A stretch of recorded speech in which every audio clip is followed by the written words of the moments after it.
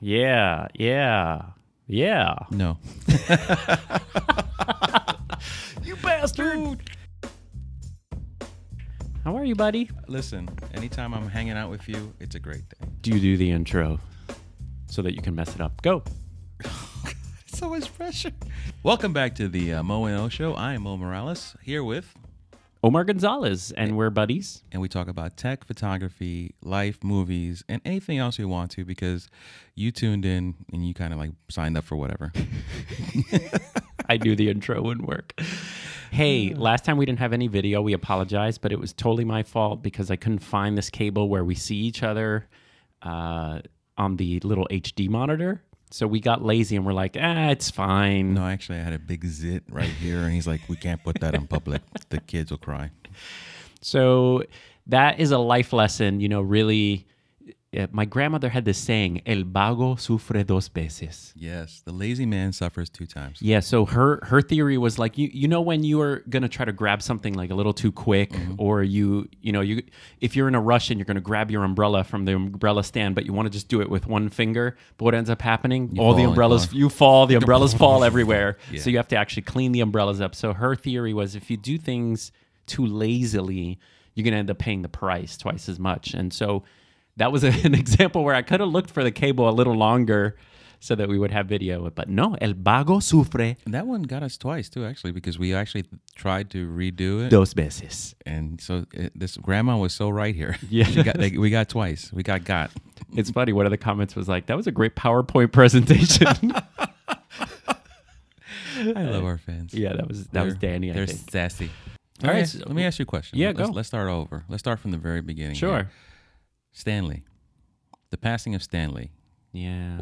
Besides being sad, you're looking back at Stan Lee's history, his work, everything. What's the first thing you thought of after you said, wow, I'm going to miss him? Well, first that he lived a long life. So usually 95. Whether those last few years were questionable or not, but whatever. Absolutely. So I was, when you're like, Stan Lee died, so it was definitely not something, tragic or whatever. He was older. And the first memory that came to my mind was Spider-Man and his amazing friends. When he's like, Excelsior! I used to love that. Him yelling, Excelsior! That and I what's the weird thing? Remember Mail Call, or what was it called in the back of the comic books? Oh, yeah. I used to read always his little bits, and at the end he would end it, Excelsior, Stan the Man Lee. Stan the Man, yeah. Those were my first things I thought about, like weird. I didn't love Stan Lee. I didn't hate Stan Lee, but he was very important to me. And I thought it was weird that when he died, I had all these weird things going through my head, like, reading comic books in the bathroom because my mom didn't like me reading comic books. The movies as they progressed, how much influence he had or didn't have in the whole comic book world. I don't think he is the main reason comic books are so awesome, but I think it would not be the same without him. Absolutely. Especially like around the time, the 60s, 70s, he had like black heroes. He was, the heroes were broke, like Spider-Man. He wasn't afraid to, let his company make everyone a hero. I know. So that was great. He brought in a lot of that stuff. But also there was some controversy too. Earlier he was taking credit for things that, there was the whole, who really is the creator of right, Jack Kirby and him. Absolutely. Yeah. So Jack Kirby, so Steve Ditko and Stan Lee both co-created Spider-Man. And the issue became like, what is creating? Is it the idea? Like he wrote on paper, there's this Spider Boy man, or is it like the suit and the look? Right. And I think while he gets all the credit, it would not be Spider-Man without, Ditko's work. Absolutely. That goes to like, Bob Kane. It's supposed to be Bugman. Yeah. Like he was coming up with like, I was thinking Bugman, Excelsior, get off the wall. But he was really like ahead of his time as far as like social media, and how everyone is like builds a brand and it's totally for their fans. Like he always was like the fan. It was all for the fans. While over the years Marvel has gone bankrupt and come back, they come up with some storylines that you really regret ever reading. But I think everything they've been through is what made them a better comic book world now. Yeah. But I don't want to dive into the Marvel DC thing. I just wanted to touch on Stan Lee because he was the business. When people thought comic books, they didn't think anyone from DC. Yeah. They always pictured Stan Lee in their head. Yeah, and cameos and everything. Yeah, for sure. What was your favorite cameo, Films? Let me think. I think I remember Thor. He's in the pickup and he's like trying to pull the hammer and just like, did I get it? Or whatever. Yes, that was. And I think when they truly gave the fans fan theory some love and they made him a watcher and he's sitting there talking with the watchers, I thought that was the one we wanted. All right, I got one for you. When he's like, "Is Tony Stank here?" FedEx guy. Yeah, that was awesome. Was his first cameo the Sam Raimi Spider-Man? You know, he's on the street. Yes, and he gets pushed back or something like that. Yeah, he gets saved. But before that, he was in Mallrats. Was it Mallrats? Oh, maybe. Yeah, because Kevin Smith is a big he was in comic Mallrats, fan. and he gave like some sage advice to one of the characters. And I don't know if it was Mallrats. Please correct me down below. Yeah. And then also one of my other small favorite ones is in the first Incredible Hulk, where he drinks the soda laced with the Hulk's blood. Oh, I didn't see that. that. The first one or the second one? I think that was the Eric Bana one, which is the second one. Yeah. It was a bad movie, but it is what it is. So rest in peace, Stan Lee. Thank you for creating or co-creating some of our favorite heroes. Spider-Man. That's it. To Stan Lee. No, I'm just kidding. Little To Stan Lee. Salud. Salud. Rest in peace. I knew you were going to do that. That's why we did it. Yeah. All right, what do you got? Let's talk. I want to talk a little bit Altered Carbon. Okay. Altered Carbon. He finally watched it. I watched, and first of all, kudos to them for just 10 episodes instead of 18. Yes. I would have preferred 8. Mm-hmm. However, I rewatched it and liked it the second time. And here's the main reason why. The way I consumed it. So the first time I was watching it, it was just picking, you know how we watch stuff now on an iPad in bed or really quickly on the phone or sometimes on my tiny TV Roku in the kitchen. But I watched it in Ultra 4K. Oh my God. Oh, we just lost everything. It's going to be over. We're going to die. Run! That's what happens when the sun is your Hey, backlight. the sun's back. Yeah, stupid clouds. No. He didn't mean that. So I enjoyed Altered Carbon the second time because I watched it on Ultra 4K and the visuals really hooked me in. I mean, just the concept, the visuals, the costumes, the lighting, the way the HDR picked up, where even in the shadows, everything looks so great. The little Las Vegas gritty downtown. So I felt the story more because of how I was consuming it. The first time was on an iPad, and it was all story. Like it had to hook me on the characters and the story fast. And now I understand, like movies, we used to go and it would movies were slower, but you sat and you absorbed visual. You were surrounded and became part of it. That's why when I first got my smart TV, it was a 1080p smart TV, and I first downloaded Netflix on it. I started enjoying stuff more. When I got my 4K TCL Ultra HD, I was like, this is different. This is going to change my life.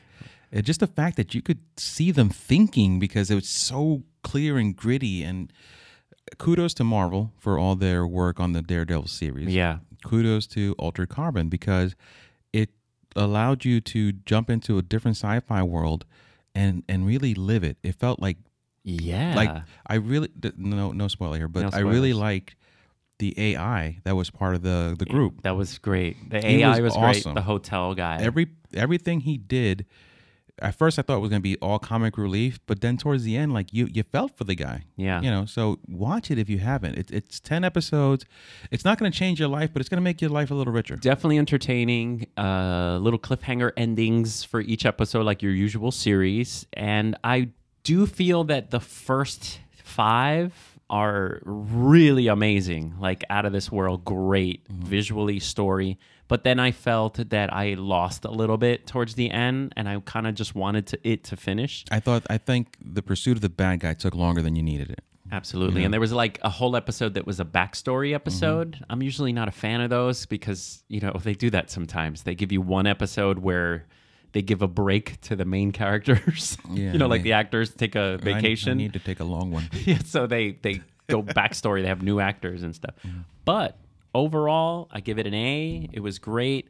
And my lesson is, if I'm going to invest time in something, like Titans, which I started watching. It's put it on the big screen, yo. Yeah, for real. 65-incher. 1080p, 720p, everything looks better on a bigger TV. I mean, so if you don't have a 4K TV, you can still, these are filmed in 4K and then they're downgraded back to 1080p, so you're still going to get a better view. But I have a 4K TV and they're in 4K. Yeah, you know what I'm saying. But you too? No, yeah, I'm saying if you don't have a 4K. Oh, I see. If you don't have. These are 4K film downgraded to 1080p, which means you're still getting a better filming than if it was filmed at 1080p and you're watching it at 1080p. So, speaking of watching, Aquaman. It's coming out very soon. It is. I didn't know that. I think the beginning of December and November. What are your thoughts? It looks like they changed the story.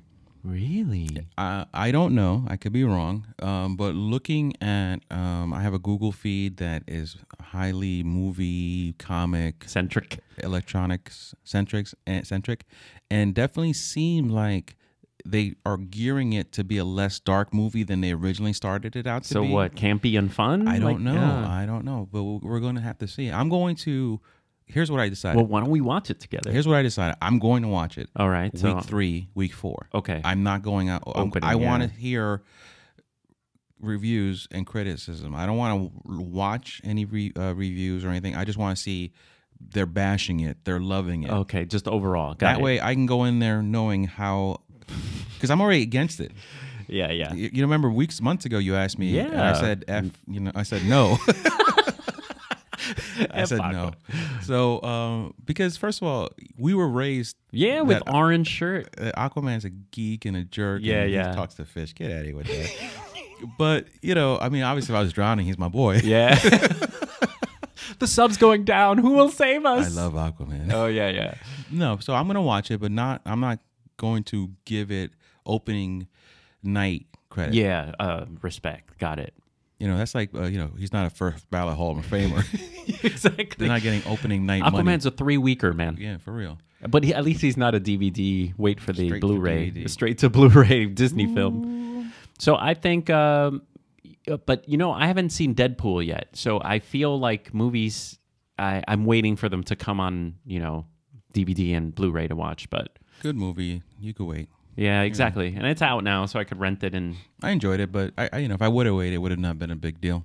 Well, forget Aquaman. There is one movie I'm excited about. It's that animated Spider-Verse. Spider-Verse, yes, based on a true comic. Yeah, based on a comic story. So hopefully, I've never read the comic, so we'll see. I haven't read the comic either, and I watched half of a preview because it was a cartoon, so I wasn't. And then I was like a little scared. I'm like, I watched this preview. It's but it looked promising. I love Miles Morales as the Spider-Man, and the only thing I wasn't feeling was Peter Parker's voice in that. Yeah.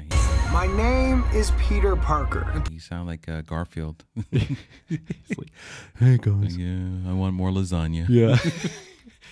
Whip. You introduced me into Garfield, didn't you? Or was it Josh? Yeah, Garfield. It's so funny. 1978, my dad took us to the bookstore in New York, and I just saw this long book, Garfield book, and the attitude right away. Mondays. I'm not getting up. Exactly. And you introduced me, and I started buying those long books. Yeah, the long books. So, awesome. And there was like a series. That's cool. When we read books. Oh, yeah. Did you, we're jumping around here, but did you see this? I saw this weird news story about how China has an artificial intelligence news person. Have you seen this? Mm-hmm. Hello, everyone. I'm an English artificial intelligence anchor. So, yeah. So when I watched this news story about a week ago, I was like, wow, this is pretty impressive.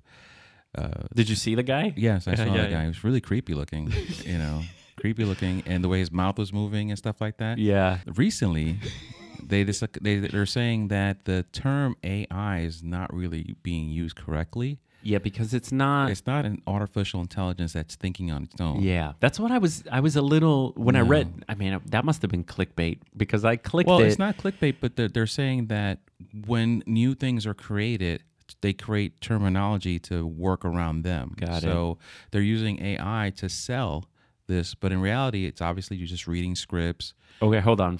In case people don't know what we're talking about. So China has created this artificial news person, and they can type text they can basically have translators, they can have people who type text, and it can, report the news in China in English through a journalist. So what it's using is using an algorithm to, how the mouth would move. Oh. And how the face is created. Yeah. So it's algorithm and so machine it knows learning. if you type in cow, it knows like meow. Yeah, based on machine learning, which means it's scanning the internet, watching other people do it. It's taking words. So machine learning algorithm, it's taking all these things. It's becoming smarter at doing what it does. Got it. But it's still not artificial. Where you can interact with the news guy. Google, for instance, the pictures on the photos for Google Photos, they're using algorithm, machine learning, and they're making better pictures by what other people are doing. Totally. And they're saying, well, this is what this person really wants. Let me help them. Cool. So it's the same thing with this anchor. It's like machine learning. So how do you see us using this, like in the future? I thought it was cool that you can have a Alexa, Siri, Google Assistant like person, So in the future, like everything right now is like Siri, Alexa, they're just voices. Right. But do you see where, your TV could be like, good morning? Yes. Well, first thing I thought about, again, I'm a science fiction junkie. Don't tell me. Total Recall. No. Oh, damn it.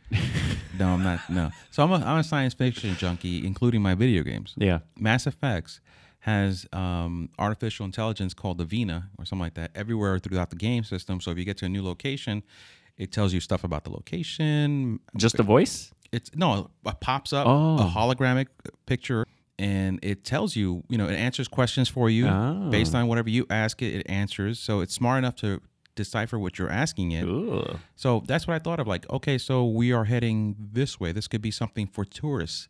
They come to a place. That's a great point. And they hit Russian. How do I get to here? And boom, boom, boom. And it's a friendly looking person, or it's different. Someone from it's Putin himself. Without a shirt and everything. On the horse. But that's great. Yeah, it could be from someone from your culture, and it could be in hospitals to help patients, navigate stuff. I mean, there's so many uses for it. I can see it. So with every technology, the first step is always the most important. So I thought he looked good enough. He does look weird, but if you look right away, it looks like a person that's talking. Mm-hmm. So if this is the first iteration, I mean, I can't wait till like Newsman 2.0. Yes, it's going to be magic. Hey, did you see Newsman iOS 9? Anyway, so... Ooh, segue. Speaking of iOS, did you see the new iPad Pros that came out that people are saying? I did. They're sharp. They're awesome. Do you see the edges? They're sharp. They're very sharp. But speaking of edges, our boy Jerry Riggs Everything, Zach, he bent them. Oh, yeah? Bentgate? It bent. So... I don't think. First of all, it's probably that big. It's gonna bend. I mean, structure integrity for something that big, that thin, that long. But just so you know, if you're gonna buy one, case it. Wow. Did he put it like a lot of force onto it, or was it like he sat on it? Typical force. He does a whole bunch of bend tests. For every phone he does. So he just takes it, 2 fingers on hand like this, and he tries to bend it one way or the other, and he uses his normal amount of strength as much as he can muster to see if the phone will bend or the object will bend. So depending that's good that he does it. So right, you don't have that's to. his whole channel pretty much. And he's made he's got all these viewers, and he's really funny with his humor, dry. What's his name? Zach. The show's the channel's Jerry Riggs Everything, and people always calling him Jerry. Okay. No, his name's not Jerry. His name is Zach. So Jerry Riggs Everything. He tests every phone that comes out pretty much. Drop tests and all that. No drop tests. No, he tries to bend the phone. He scratches the camera, the earpieces. He tells you whether it's going to be like, are you going to get a lot of length in that thing? It's a lot of useless stuff that you don't care about unless you're buying that phone. Then you're like, Totally. You know what? This is stuff I need to know. Talk about a niche channel. Like, niche channel. who else would do the same thing he does? Because if he does it first and does it well, you're going to be like, oh, man. And then after that, he takes whatever phone he tested, he then opens it up and see what's inside of it, how it works. He even burns the screen, right? He puts a lighter to the screen. Why? And he says, there's no real practical reason for this test. In case your phone ever gets tossed in a fire, you know how long the screen lasts. But he says it every time. There's no reason. Darkness. So this episode, if you're watching the YouTube channel, we use natural light. Right now we're in the darkness. The clouds are coming. So let's Natural see if light we is can get the light to unnatural. come back. Come on, use your... Mugura. Bring it back. Awesome. baby. All right, that was fun. That was a quickie for you. We'll see you guys next week. We had a great time. Let us know in the comments what you think. Stay beautiful. Love you, man. Up top. Screenshot. No. Want to leave you hanging there. Late. All right, man. Screenshot. Oh.